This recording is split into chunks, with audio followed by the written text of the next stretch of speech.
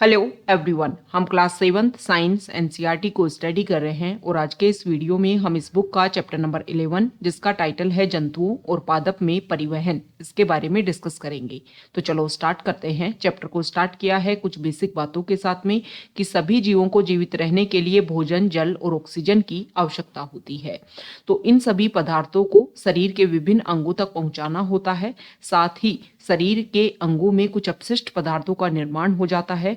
उन अपशिष्ट पदार्थों का परिवहन उस स्थान तक करना होता है जहां से उन्हें बाहर निकाला जा सके।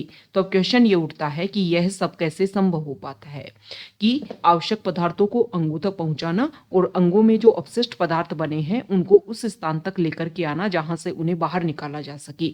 तो यहाँ पर इस चित्र में आपको मानव शरीर दिखाया हुआ है और मानव शरीर में हृदय, सिरा और धमनी, इन तीनों को शो किया हुआ है।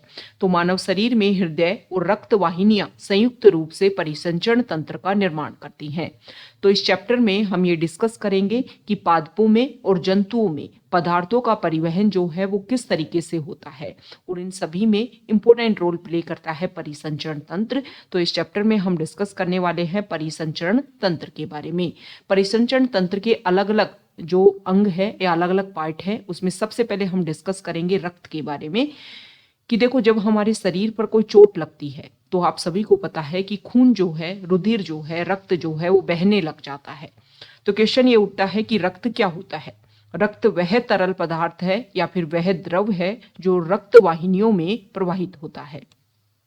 अब ये रक्त क्या करता है कि देखो, इसी बुक के स्टार्टिंग के जो चैप्टर हैं उसमें हमने डिस्कस किया था जंतुओं में पोषण। तो मानव का जो आहार नाल होता है उसके बारे में भी हमने डिस्कस किया था और हमने ये देखा था कि छोटी आंत तक आते आते जो हमारा भोजन है वो पाचित हो जाता है और छोटी आंत्र की जो एक तरीके से जो कवर होता है या छोटी आंत्र की जो भित्ति होती है वहां पर जो रक्त वाहिकाएं जो है वो जुड़ी होती हैं और पाचित भोजन जो है वो रक्त वाहिकाओं के थ्रू जो है शरीर के अन्य भागों तक जाता है। तो ये काम कौन करता है? पाचित भोजन को शरीर के विभिन्न अंगों तक पहुंचाने का ये काम रक्त करता है।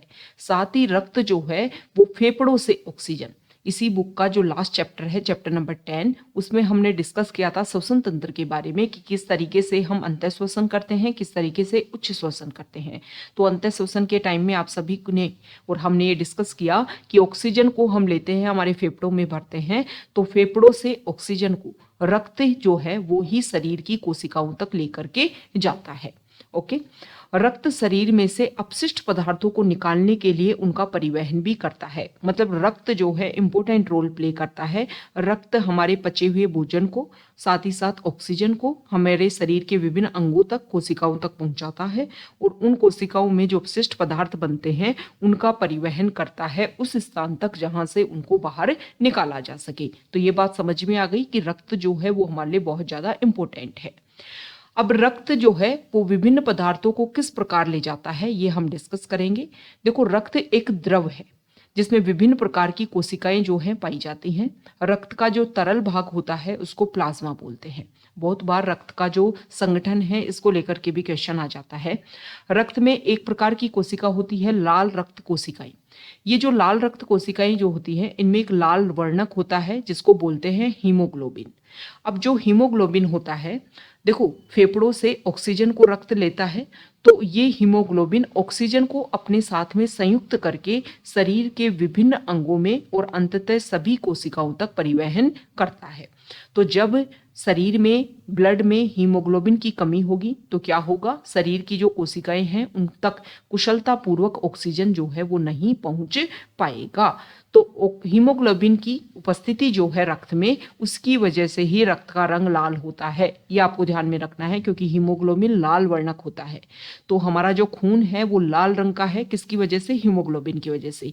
और हीमोग्लोबिन क्या इंपॉर्टेंट वर्क करता है? ऑक्सीजन के साथ में संयुक्त होकर के कोशिकाओं तक पहुंचाने का काम करता है ऑक्सीजन को। ओके, ये हमने समझा। जो हीमोग्लोबिन है उसका एक पार्ट लाल रक्त कणिकाओं में उपस्थित हीमोग्लोबिन के बारे में। अब दूसरी प्रकार की कोशिकाएं होती है रक्त में जिसको बोलते हैं श्वेत रक्त कोशिकाएं। ये श्वेत रक्त कोशिकाएं जो है उन रोगाणुओं को नष्ट करती हैं जो हमारे शरीर में प्रवेश कर जाते हैं।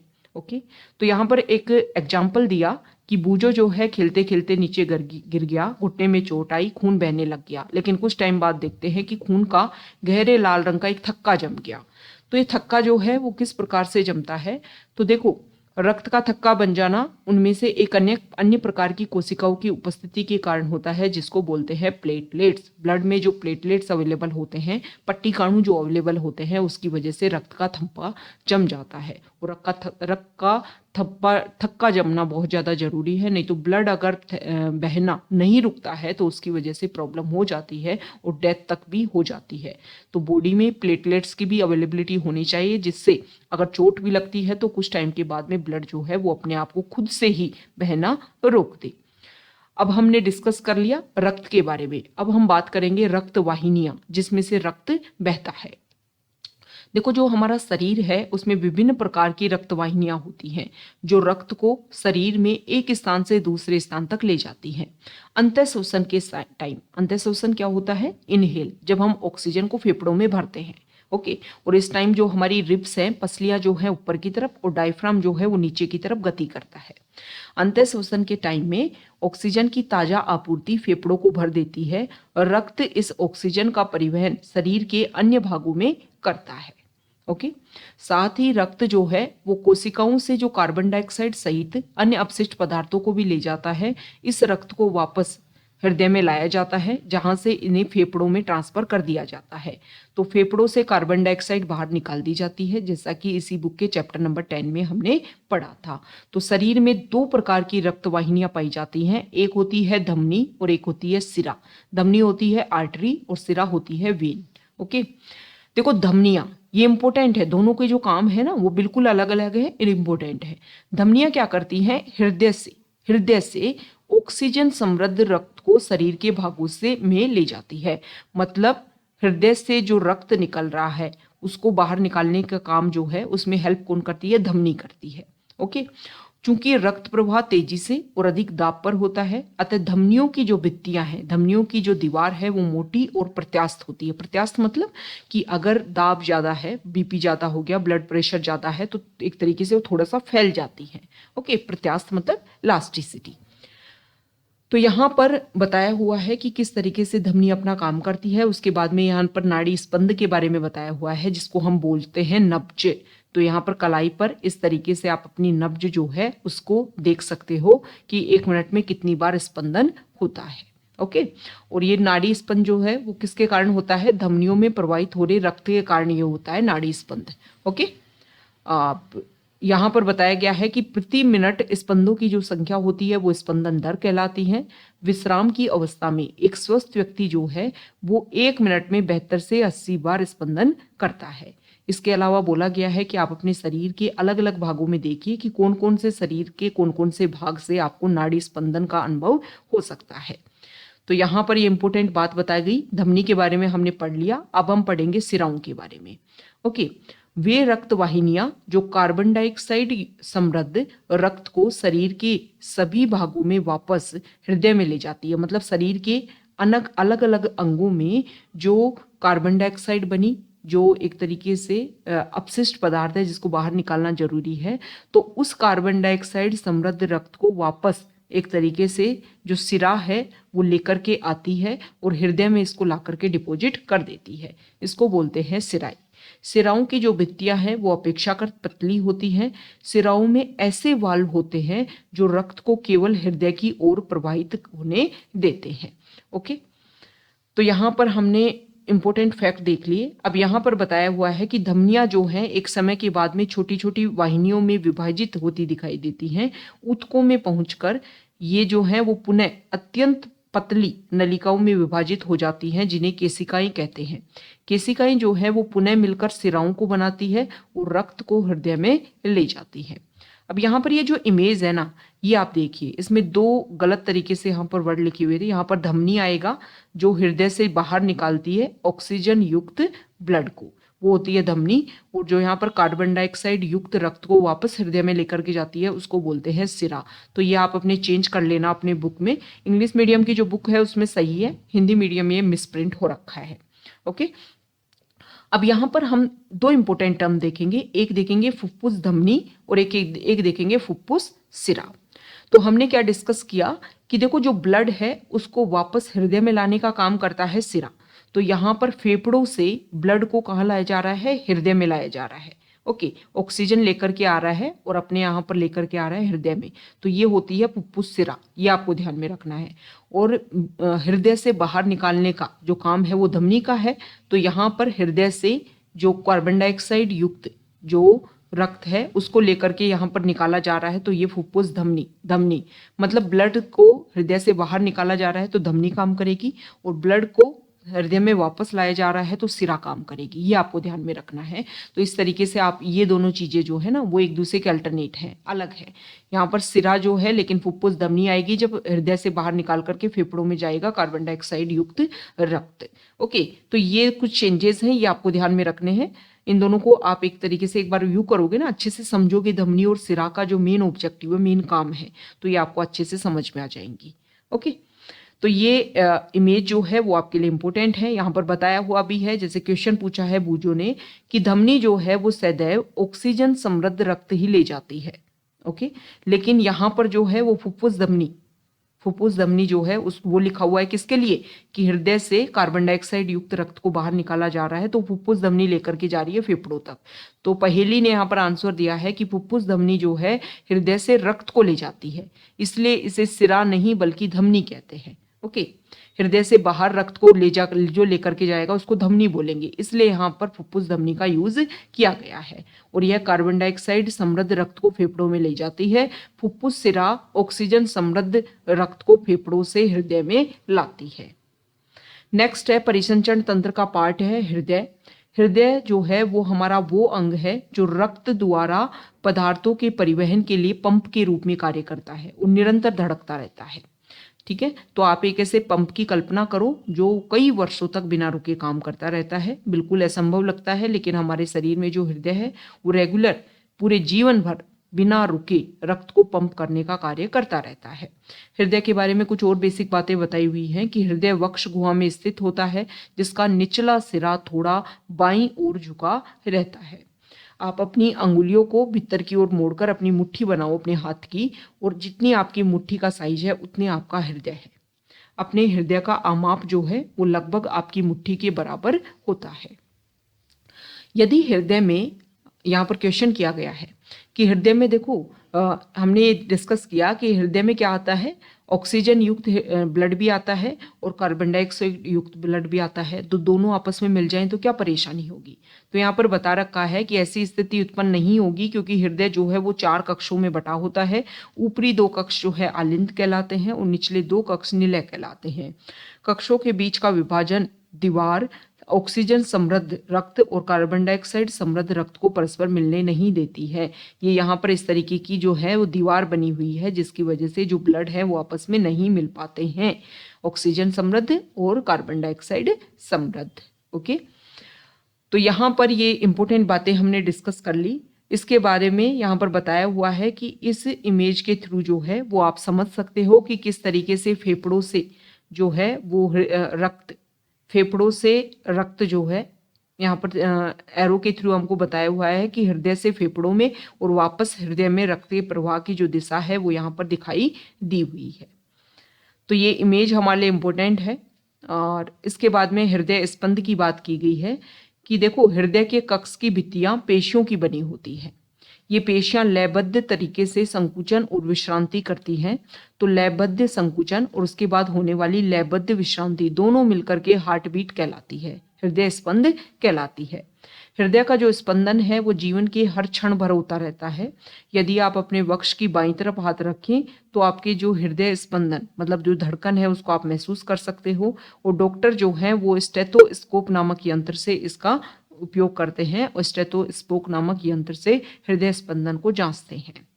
स्टेथोस्कोप का जो उपयोग है वो हृदय स्पंद की ध्वनि को आवर्धित करने की युक्ति के रूप में किया जाता है।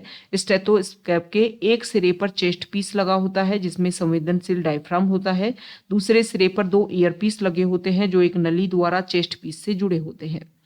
चिकित्सक क्या करते हैं, स्टेथोस्कोप का जो चेस्ट पीस है उसको हृदय के पास रख करके श्रोतिकाओं से स्पंदनों की ध्वनि का अध्ययन करते हैं और हमारे हृदय की स्थिति को जानते हैं।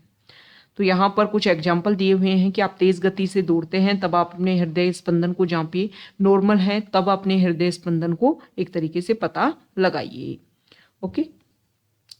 हृदय के विभिन्न कक्षों की लयबद्ध गति रक्त के परिसंचरण और पदार्थों के परिवहन को बनाए रखती है। मतलब रेगुलर हमारा जो हृदय है वो रक्त को फिल्टर करता रहता है, दोबारा से बॉडी में भेजता रहता है और फिर वहां से ऑक्सीजन जो है वो ऑक्सीजन समृद्ध रक्त को बॉडी में भेजता है, कार्बन डाइऑक्साइड समृद्ध रक्त जो है वापस आता है हृदय में, उसको फेफड़ों तक भेजता है। ये प्रोसीजर जो है वो रेगुलर चलता रहता है।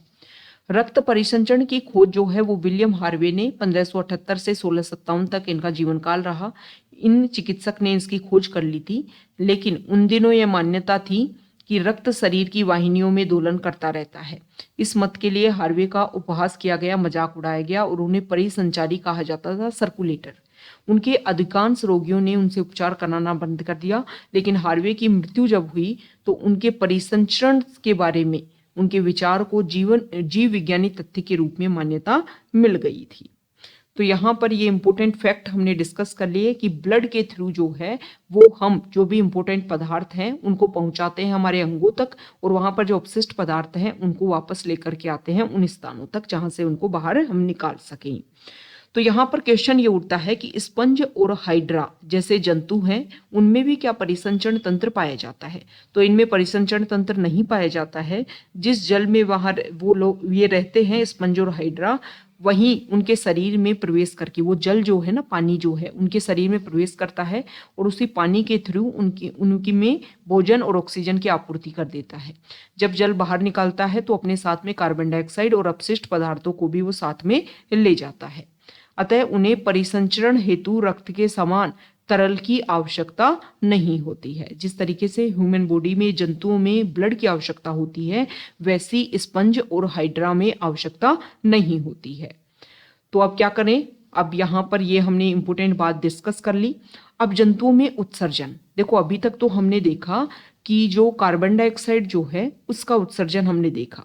अभी और भी तो पदार्थ बनते हैं ना हमारे शरीर के अलग अलग अंगों में, उनका उत्सर्जन कैसे हो पाता है? तो देखो शरीर में अपशिष्ट पदार्थ के रूप में उत्पन्न कार्बन डाइऑक्साइड फेफड़ों द्वारा किस प्रकार उच्च श्वसन के प्रक्रम के दौरान शरीर से बाहर निकाली जाती है। साथ ही साथ अपाचित भोजन जो है वो बहिक्षेपण प्रक्रम द्वारा मल के रूप में शरीर से बाहर निकाल दिया जाता है। फिर अन्य अपशिष्ट पदार्थ जो हैं वो हमारी बॉडी से कैसे निकाले जाते हैं, इसके बारे में बताया गया है कि जब हमारी कोशिकाएं, हमारे शरीर की जो है कोशिकाएं काम करती हैं तो कुछ पदार्थ अपशिष्ट के रूप में निर्मुक्त होते हैं। जब हमारी कोशिकाएं अपना काम करती हैं तो कुछ पदार्थ अपशिष्ट के रूप में निर्मुक्त होते हैं। ये पदार्थ विषाक्त होते हैं, इसलिए उन्हें शरीर से बाहर निकालने की आवश्यकता होती है। सजीवों द्वारा कोशिकाओं में निर्मित होने वाले अपशिष्ट पदार्थों को बाहर निकालने के प्रक्रम को उत्सर्जन कहते हैं, और उत्सर्जन तंत्र में भाग लेने वाले सभी अंग उत्सर्जन तंत्र बनाते हैं। तो यहाँ पर मानव उत्सर्जन तंत्र का यहाँ पर बताया हुआ है कि रक्त में उपस्थित अपशिष्ट पदार्थों को शरीर से बाहर निकाला जाना चाहिए। और ये प्रोसीजर कैसे होता है? तो इसके लिए रक्त को छानने की व्यवस्था की आवश्यकता होती है। मतलब कहीं से ब्लड जो है एक तरीके से ऐसा फिल्टर हो जहां पर ब्लड को छान दिया जाए, जो अपशिष्ट पदार्थ है वो बाहर आ जाए और जो सही ब्लड है वो दोबारा से भेज दिया जाए ह्यूमन बॉडी में। और ये काम कौन करता है? तो हमारे गुर्दे जो हैं, वृक्क जो हैं, वो ये काम करते हैं। वृक्क में जो रक्त कोशिकाओं द्वारा उपलब्ध की जाती है, यह व्यवस्था गुर्दों में उपस्थित रक्त कोशिकाओं द्वारा उपलब्ध की जाती है। जब रक्त दोनों वृक्कों में पहुंचता है तो उसमें उपयोगी और हानिकारक दोनों ही प्रकार के पदार्थ होते हैं। उपयोगी पदार्थों को रक्त में पुनः अवशोषित कर लिया जाता है और जल में घुले हुए अपशिष्ट पदार्थ मूत्र के रूप में पृथक कर हटा लिए जाते हैं। वृक्कों से मूत्र वाहिनियों से होता हुआ मूत्र जो है वो मूत्राशय में आता है। मूत्र वाहिनियां नली के आकार की होती हैं और जो मूत्राशय है उसमें मूत्र संचित होता रहता है। मूत्राशय से एक पेशीय नली जुड़ी होती है जिसे मूत्र मार्ग बोलते हैं। मूत्र मार्ग का दूसरा सिरा खुला होता है जिसे मूत्र रंध्र बोलते हैं और जिसके थ्रू जो भी टॉयलेट है वो शरीर से बाहर निकाल दिया जाता है। ओके, तो ये बातें हमने डिस्कस की कि किस तरीके से उत्सर्जन तंत्र जो है या फिर हमारे ब्लड में जो अन्य अपशिष्ट पदार्थ हैं उनको कैसे निकाला जाता है। तो वृक्क, मूत्रवाहिनियां, मूत्राशय, मूत्रमार्ग ये सभी मिलकर के उत्सर्जन तंत्र बनाते हैं। कोई वयस्क व्यक्ति जो है वो 24 घंटे में लगभग 1 से 1.8 लीटर जो है वो टॉयलेट करता है। जो टॉयलेट है उसमें 95% जल, 2.5% यूरिया और 2.5% अन्य अपशिष्ट उत्पाद होते हैं। हम सबका अनुभव है, हम ये देखते हैं कि गर्मियों में जो है वो हमें पसीना ज़्यादा आता है, सर्दियों में भी आता है लेकिन गर्मियों में बहुत ज़्यादा देखने को मिलता है। और जो हमारे कपड़े होते हैं वहाँ पर सफ़ेद सफ़ेद रंग के जो हैं वो जिनको ज़्यादा पसीना आता है उनमें ये प्रॉब्लम देखने को मिलती है कि वाइट वाइट कलर वहाँ पर देखने को मिलता है, सफ़ेद धब्बे। क्यों होता है? क्योंकि जब पसीना आता है तो उसमें जो लवण उपस्थित होते हैं उनकी वजह से ये धब्बे पसीने के बन जाते हैं। तो यहाँ पर बताया गया है कि ये पसीना जो है वो हमारे लिए क्यों इम्पोर्टेंट है। जिस तरीके से मिट्टी से बने घड़ों में पानी रखा जाता है तो इसका कारण यह है कि घड़ों के सिरों से, छिद्रों से रिसकर पानी उनकी बाहरी सतह पर आ जाता है और जब ये पानी वाष्पित होता है तो घड़ों में बचा शेष पानी ठंडा हो जाता है। ठीक इसी प्रकार पसीना जो है वो भी हमारे शरीर को ठंडा बनाए रखने में हेल्प करता है। तो यहाँ पर बताया है कि कभी कभी व्यक्ति जो है, अभी हमने देखा ना कि वृक्क जो है, किडनी जो है वो क्या काम करते हैं, हमारे ब्लड को छानने का काम करते हैं। तो कभी कभी व्यक्ति के वृक्क काम करना बंद कर जाते हैं। ऐसा क्यों होता है? संक्रमण या फिर चोट के कारण हो सकता है। तो वृक्क के अक्रिय हो जाने की स्थिति में रक्त में अपशिष्ट पदार्थों की मात्रा बढ़ जाती है। ऐसे व्यक्ति की अधिक दिनों तक वो जीवित नहीं रह पाता है। तो इसके लिए क्या किया जाता है? कृत्रिम वृक्क जो है उसके द्वारा रक्त को नियमित रूप से छानकर उसमें से अपशिष्ट पदार्थों को हटा दिया जाए तो उसके जीवन काल में वृद्धि हो जाती है। इस प्रकार रक्त के छानन की विधि को अपोहन या फिर डायलिसिस कहते हैं। डायलिसिस में क्या होता है, आपका जो ब्लड है उसकी जो गंदगी है, जो अपशिष्ट पदार्थ है बाहर नहीं निकल पा रहे हैं तो उनको क्लीन किया जाता है। नेक्स्ट यहाँ पर बताया हुआ है कि देखो जंतु को जो है उनके शरीर से भी अपशिष्ट रसायनों का निष्कासन जो है, निष्कासन की विधि जल की उपलब्धता पर निर्भर करती है। जैसे मछली जैसे जलीय जंतु कोशिका के अपशिष्ट उत्पादों को अमोनिया के रूप में उत्सर्जित करते हैं जो सीधे जल में घुल जाती है। पक्षी, छिपकली, सर्प जैसे कुछ जंतु अपने शरीर से अपशिष्ट पदार्थों का उत्सर्जन अर्ध घन सेमी सोलिड पदार्थ के रूप में करते हैं जो मुख्यतः श्वेत रंग का यौगिक यूरिक अम्ल होता है और मानव द्वारा उत्सर्जित अपशिष्ट पदार्थों में यूरिया प्रमुख है। तो ये हमने मानव जंतुओं का देख लिया। अब हम देखते हैं कि पादपों में पदार्थों का परिवहन कैसे होता है। तो इसी बुक के चैप्टर नंबर 1 में हमने पढ़ा था कि पौधे जो हैं वो अपने जड़ों से, मृदा से, मिट्टी से जल और खनिज पोषकों का अवशोषण कर उन्हें पत्तियों तक उपलब्ध कराते हैं। पत्तियां क्या करती हैं? जल तथा कार्बन डाइऑक्साइड का उपयोग करके जो जल जो जड़ों से खींचा गया पेड़ पौधों के द्वारा वो जो जल है वो पत्तियों तक पहुंचता है। फिर सूर्य के प्रकाश की उपस्थिति में पत्तियां जल और कार्बन डाइऑक्साइड का उपयोग करके प्रकाश संश्लेषण के प्रक्रम द्वारा पौधों के लिए भोजन बनाती हैं। चैप्टर नंबर 10 में हमने ये देखा कि सभी जो जीव हैं उनको भोजन की आवश्यकता होती है। क्यों आवश्यकता होती है? क्योंकि भोजन उनके लिए ऊर्जा का स्रोत है और जीव की जो प्रत्येक कोशिका है उसमें ग्लूकोज का विखंडन होने से ऊर्जा निर्मुक्त होती है। तो कोशिकाएं इस ऊर्जा का उपयोग जीवन की मूल क्रियाविधियों को संपादित करने में करती हैं। अतः यह आवश्यक है कि जीव की प्रत्येक कोशिका को भोजन उपलब्ध कराया जाए। तो अभी क्वेश्चन ये होता है कि पेड़ पौधों में जड़ें जो हैं वो जल और खनिज लवणों का अवशोषण करती हैं। उसके बाद में पत्तियों में खाना बनता है। फिर ये पत्तियों तक कैसे पहुंचते हैं और पत्तियों में जो खाना बनता है वो शरीर में, पादप के हर शरीर में कैसे पहुंच पाता है पूरे शरीर में।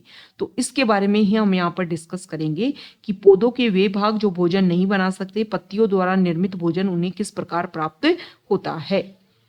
तो देखो पादप जो है वो जड़ों द्वारा जल और खनिज लवणों को अवशोषित करते हैं। मूलों में जो उनकी जड़ होती हैं वहां पर होते हैं मूल रोम।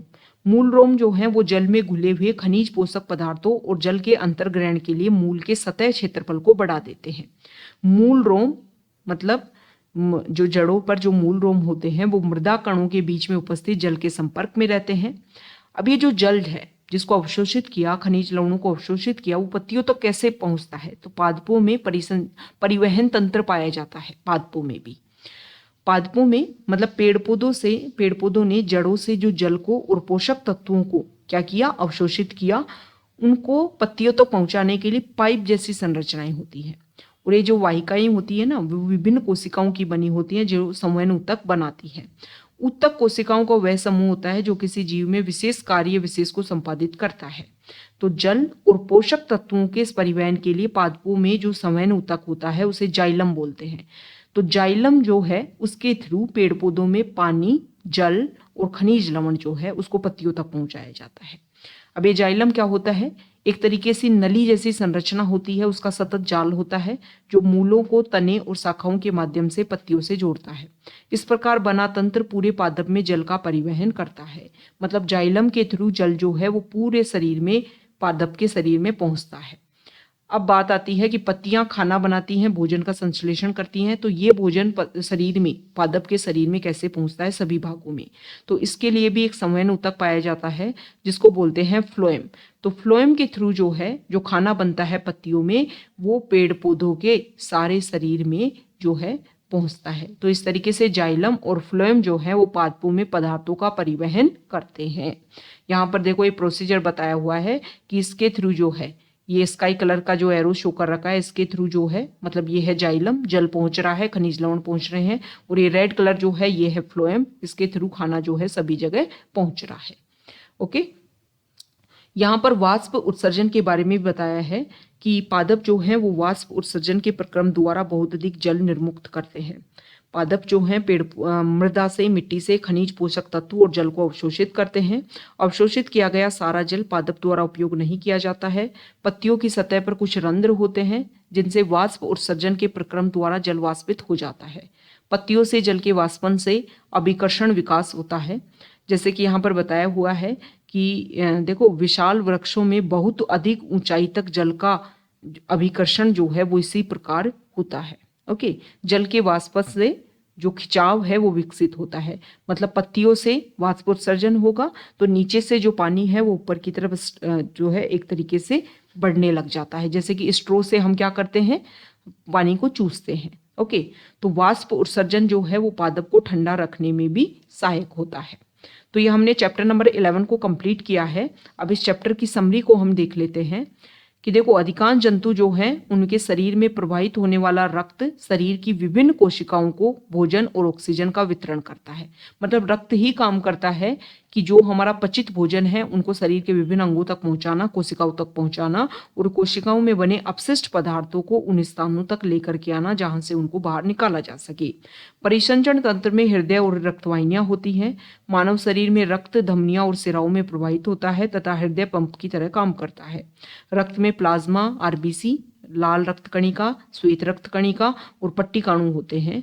रक्त का लाल रंग लाल वर्णक युक्त हीमोग्लोबिन की उपस्थिति के कारण होता है। किसी वयस्क व्यक्ति का हृदय 1 मिनट में लगभग 70-80 बार धड़कता है। इसे हृदय स्पंदन दर कहते हैं। धमनियां जो हैं वो हृदय से शरीर के अन्य भागों में रक्त को ले जाती हैं। सिराएं शरीर के सभी भागों से रक्त को वापस हृदय में लेकर के आती हैं। शरीर में से अपशिष्ट पदार्थों को बाहर निकालने का प्रक्रम उत्सर्जन कहलाता है। मानव उत्सर्जन तंत्र में 2 वृक्क मतलब गुर्दे, 2 मूत्रवाहिनियां, 1 मूत्राशय और 1 मूत्रमार्ग होता है।